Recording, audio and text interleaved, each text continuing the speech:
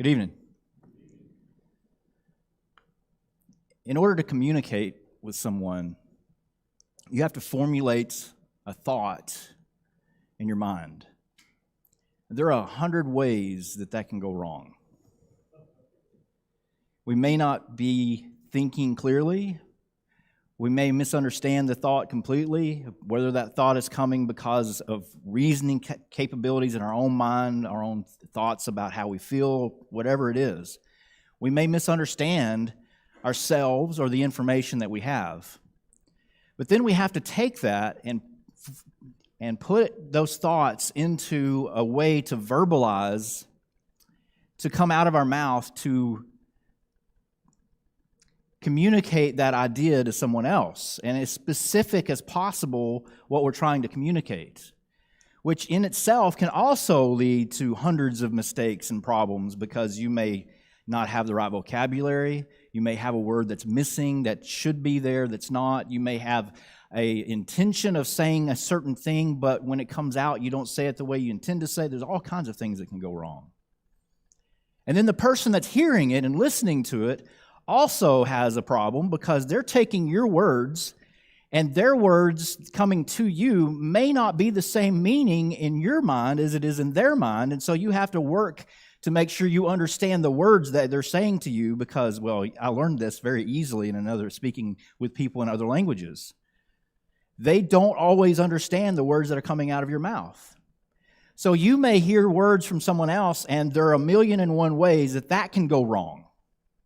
And then you hear the words and you have to interpret them in such a way that you can reason through and consider how it affects what they intend to have happen, which is probably conveying information for a reason, for a purpose. And you have to understand what that purpose is and reason through that in your mind, which also can present another 100 ways that could go wrong. It is absolutely amazing that we can communicate. I'm not saying we can't. We do it all the time. It's pretty amazing that we can, honestly. But we all know that there are problems with it. And then you throw a third person into the mix, and it's a mess, right? A lot of the information we get about people is not from the person that we're thinking about getting it from. It's from someone else who's talking to us about some other person's ideas. And if that's the case, that's one of the reasons gossip is such a terrible thing in the church and really any group, because what's being conveyed is going to be twisted, and usually is going to be twisted in accordance with that middle person's ideas of what you want to hear about what someone else has done or said or whatever. So you're hearing a secondhand interpretation being presented as if it's the first person saying it. So there's all kinds of communication problems. That's the reason why, when there's difficulties or problems, it's best to go to the source. That's not always our first inclination. It doesn't always happen that way. I understand that, but that should be the focus of our practice. We go to the source. Oh, I've had people say this, that I've misunderstood them, or they misunderstood me, or whatever. And instead of asking and talking it out, we just let it go, or we talk to someone else about it. Your marriage is based on communication. Your friendships are based on communication. Unity in the body is based on good communication. That's how it works. That's how we function together, and we have to be able to do that. And so if you want to look at someone who has done it every conceivable way wrong, I'm the guy. This is not easy for any of us. And so we have to think about this. What does the Bible say about listening effectively?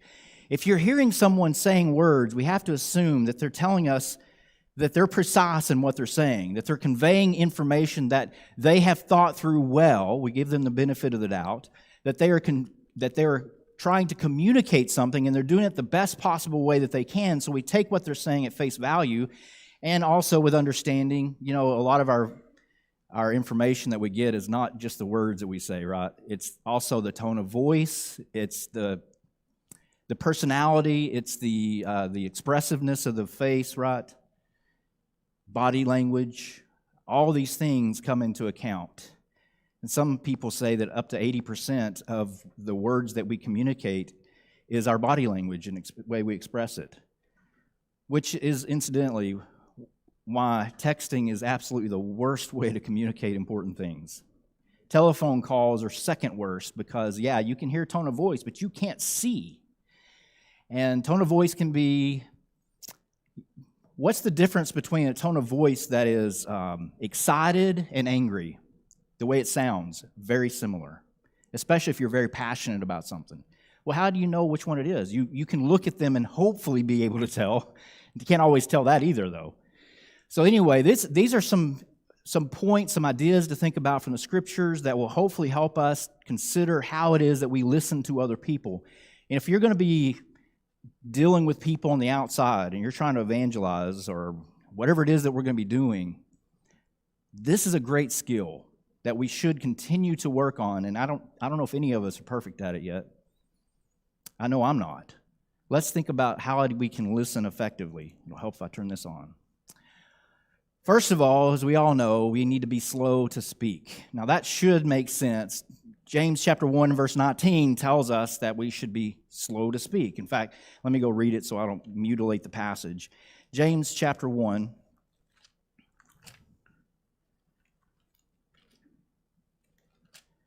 In verse 19. So then, my beloved brethren, let every man be swift to hear, slow to speak, and slow to wrath.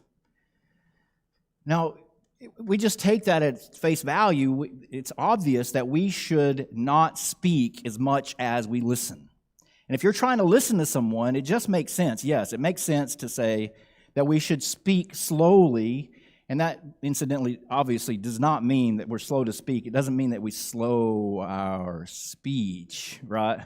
It means that we're slow to speak out, because what tends to happen is we're listening to someone else, we're trying to finish their sentence for them, or we're trying to interrupt and tell them our own ideas of what we think they should be saying, or any number of things.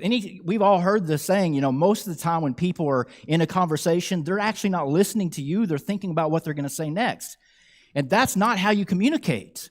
That's the worst way to do it, because you're just assuming then that you understand what they're saying, or you're assuming that what they have to say is not nearly as important as what you have.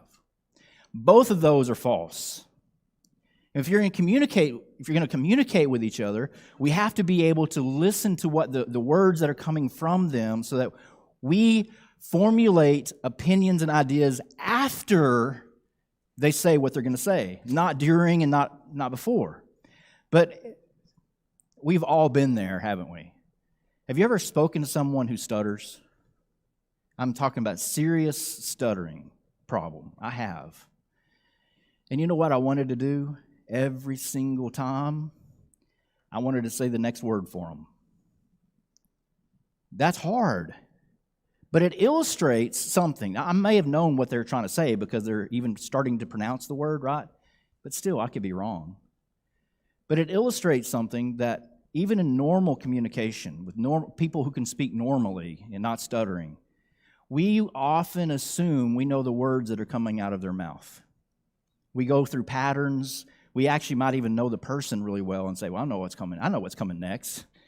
And I do this with Carla. I know she'll start saying something, and I know how she's going to finish it. We know each other really well, but it's not fair to her or anyone else to finish their sentences for them. Even if I don't say it out loud, I finish it in my brain. Be slow to speak. That doesn't necessarily mean that something comes from your tongue. I think it means listen, be slow, quick to hear.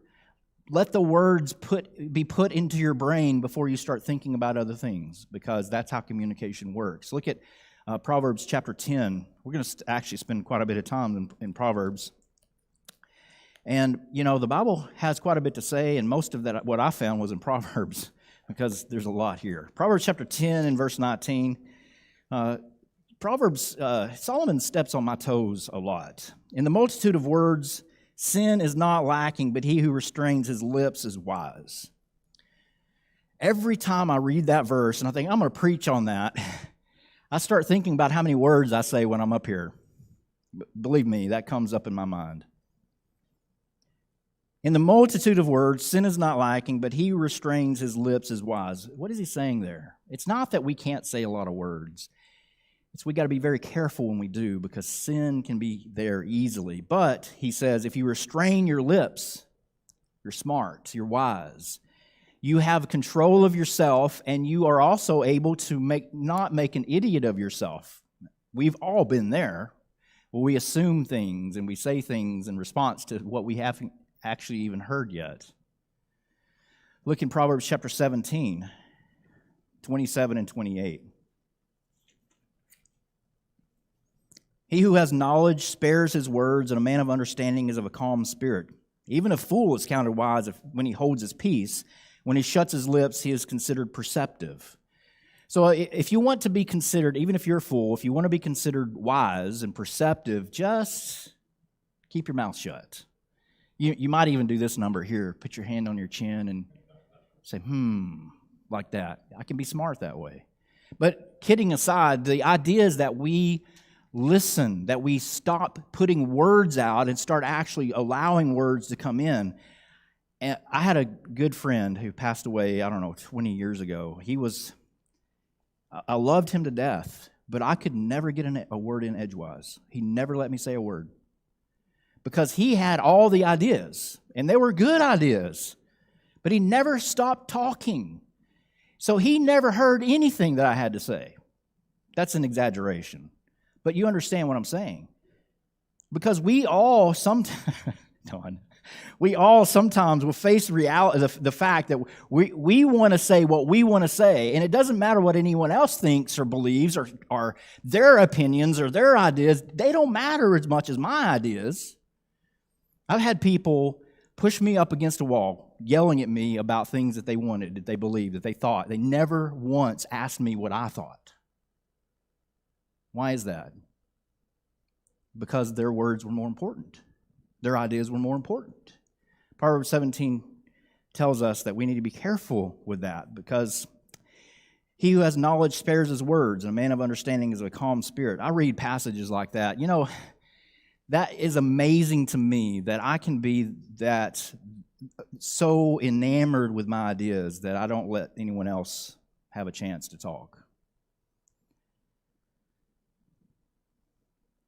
And when we're listening to someone, the first rule is shut your mouth.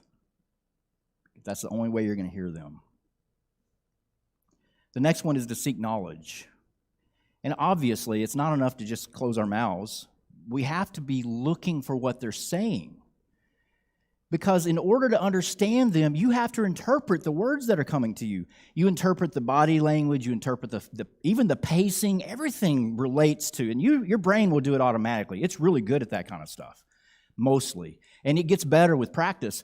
But we need to seek the knowledge that's coming from them, because that's the only way that we can communicate. We listen to them by seeking the knowledge that's coming from them, right? So look in Proverbs chapter 20 and verse 5.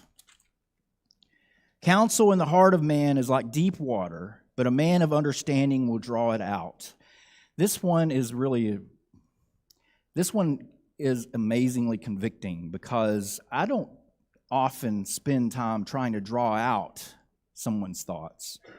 I would rather just tell them what I'm thinking. That's human nature. And it's telling me there's two sides of this coin. One is, if you're drawing it out, you're actually looking for information, right? You're wanting to know what they say because it may be important. What they're communicating to you, you're drawing it out, you're pulling them. So it might include asking questions, but more than likely, the best thing that you can do is just hear the words and process it. Pay attention, pay close attention to what they say and how they say it. The other side of that coin is, if you are a person with wisdom, maybe if people aren't drawing it out, maybe it's not worth you telling them. Now, that was a lesson that I had to learn over time. And Jesus talks about that, about casting pearls before swine. The idea is not that people are swine. The idea is that you don't give people information if they don't want the information. If they want the information, give it to them. But if they don't want it, they don't care enough to even consider whether or not you have an opinion, keep your mouth shut, because it doesn't really matter. They're not going to get it anyway, because they're not seeking it. They're probably just engaging in conversation with you so they can tell you what they think. If you flip that around to us, do we engage people in conversation because we want something to give them something, or are we trying to get from them something that is important? Have we already made the assumption that what they have to say is not important, or that we already know how they're going to respond? That's a great question to ask when we're communicating. Seek knowledge. Look in Proverbs chapter 1 and verse 5. He's actually giving here the reason that he wrote the Proverbs, so that, the purpose is involved here. He says, a wise man will hear and increase learning, and a man of understanding will attain wise counsel. If you are a smart person, you're a wise person, when you're communicating with other people, you're actually going to understand. You're actually going to learn from them. The opposite is true as well. If you're not learning from the people you're talking to, you're probably being foolish. Every person can contribute something. We need to respect them enough to listen to them. That doesn't mean that you can never speak. But if you're having a conversation, especially if it's an important one, you need to make sure you pay attention and give them the benefit of thinking that they have something to offer. But it's too easy for us to think, they have nothing. I'm going to preach at them. I'm going to tell them everything they need to know, and then they'll have it all figured out, when they may have a lot more understanding than you do. I was thinking about this, and one thing that kept coming up to me was, I am so glad that God knows how to communicate. This word here is perfect in its communication and what it does for us. And I was thinking, if it's a very important message that you have, it's an important idea that you're trying to convey to someone else, and you want them to listen, and you want to make sure that you're understood, you're probably going to say it in a lot of different ways, right? That's to make sure that it's communicated in the best way. And God has done that. Have you noticed how many times the Bible repeats itself? And if you boil it all down, if you look at major themes and ideas that are running through the Bible, there's not a whole lot of major themes in this book. It's just repeated over and over and over in a million different ways, right? Why? Because this is vitally important that we get. And we all know that if we're actually seeking the knowledge from God's Word, that's the only way we're going to find it. It's amazing how well that works in our communication, both with God and seeking His knowledge and with each other. If you're not looking for it, you're not going to find it. Jesus said in John chapter 7, verse 17, that those who want to know whether his words are from the Father are only going to know it if they want to do it. He who desires to do my will know whether or not what I say is from the Father. You've got to want to do it before God will allow you to see it. Because what's that mean? We know people that go into this word and they make it say what they want it to say. I'm sure none of us have ever done that, right? We can make this thing say anything that we want. You can make your friends say anything that you want them to have said, because you can simply misinterpret. Instead of seeking knowledge, we're seeking our own ideas. So you said, how many times have you been in an argument? I'm being sarcastic when I say this. I've never done this with my wife, where she says something and I twist it. Oh, you said, and I twist it to mean something else. I wasn't seeking knowledge. I was being unfair with what knowledge she gave me. The best thing she could do is just stop talking at that point, because I'm just going to use every word against her. If that's the case, we're foolish. So we need to seek knowledge. We also need to understand that we don't want to judge too early. You have to make decisions about what people tell you. You have to judge it. It doesn't matter. I'm not suggesting that you have to judge right or wrong, although that is part of it. But you got to make assessments of what's being said. You have to say to yourself, this is what's being said. You'll do that automatically. If you're not careful, you'll do it incorrectly.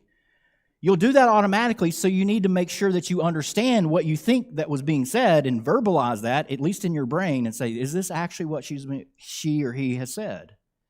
Don't judge too early. John chapter 7 and verse 24 Jesus is telling us about judgment, about making judgments. You know, the passage that everyone goes to, of course, is Matthew chapter 7, because Jesus said, do not judge. And so we can't make any judgments at all. But Jesus actually said in verse 24, do not judge according to appearance, but judge with righteous judgment, right? Just because somebody is saying words does not mean that they mean those words. They may be miscommunicating. They may be saying something that actually could be meant in multiple ways. And so we need to be very careful not to make an assessment too early before we hear them out. And we've all done that. And we've all heard people saying things, and we start getting, maybe we're in a discussion and they're starting to say something and the words sound like they're in attack mode or something. We start getting defensive, right? We start setting aside our thinking and I know what this person's saying. And then everything just goes downhill from there. But Jesus said for us to not judge unrighteously, but with righteous judgment. That is that it applies to anything that we're making judgments about. But the judgments that we make about the things that we hear must be done rightfully, righteously. Proverbs chapter 18 and verse 2.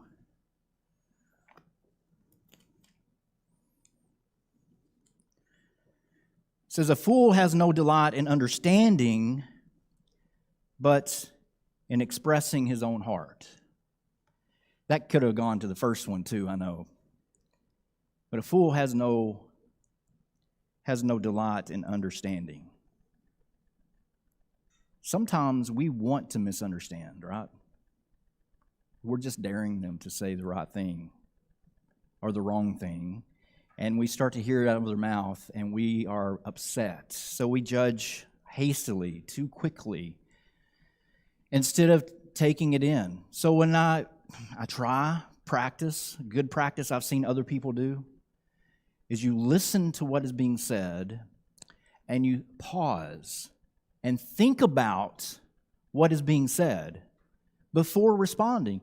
You might even need to ask a clarifying question or two. That's the wise way to do it. Instead, we tend to just react.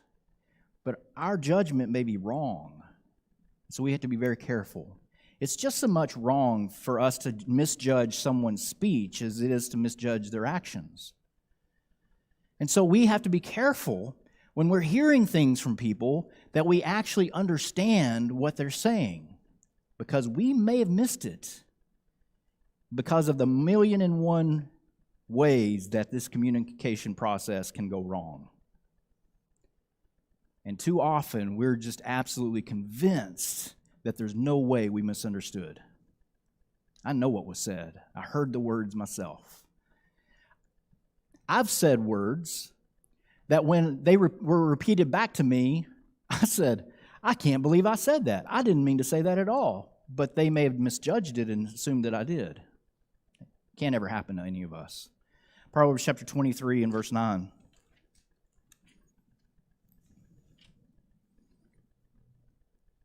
Do not speak in the hearing of a fool, for he will despise the wisdom of your words. You know, as kind of said this before already, we need to be careful what we say and who we say it around. Because not everyone has good intentions. Not everyone has the desire to understand what you're saying. And sometimes they may have a desire to hurt you. So it's always cautious to be cautious. It's always good to be cautious, especially if we don't know people very well. So the result in verse 9 is that if you're speaking in the hearing of a fool, he will despise the wisdom of your words. He'll take the things that this is about, maybe giving advice. You're giving advice. Have you ever given someone advice and they went and did the opposite? And they came to you and said, what do you think I ought to do? And you tell them, and they go to do the exact opposite. Well, what did you even ask for, right? Now, sometimes they may think through that and think, okay, logically speaking, I can see what he's saying, but I think he's wrong. I'm going to do that. Sometimes it's just, well, he said this, but I'm going to go do it anyway, out of rebellion or whatever. Or maybe they think you're stupid. I don't know why they would ask if they thought you're stupid, but the result of your speaking wisdom to them may very well be that they despise the wisdom of your words, and they turn away from you, and they don't listen because they don't like what you said. So don't be too quick, too hasty to make judgments about things that people say. Let it sink in and think before you react. That might make communication a little bit slower, but it's a lot better, and it saves a lot of confusion and time. Well, there's just a few ideas I wanted to share from God's Word about what it means to listen. And I hope that you will continue to practice that and improve that, because we all can get better at it. I know that. Remember not to speak so much that no one else can speak, or not to speak when they're trying to give you answers. Don't speak for them and tell them what you think they're going to say. Let them say it. Let it sink in before you respond, and don't make judgments too quickly. And then hopefully that will help in the communication process. Short little lesson. I wanted to make sure that we all understand how to communicate well together. If there's a way that we can help you this evening, if you want to make your needs known, we're here for you. We'll pray with you. If you need to be baptized for the remission of your sins, if there's anything that we can do to help you, please let us know and come as we stand and sing.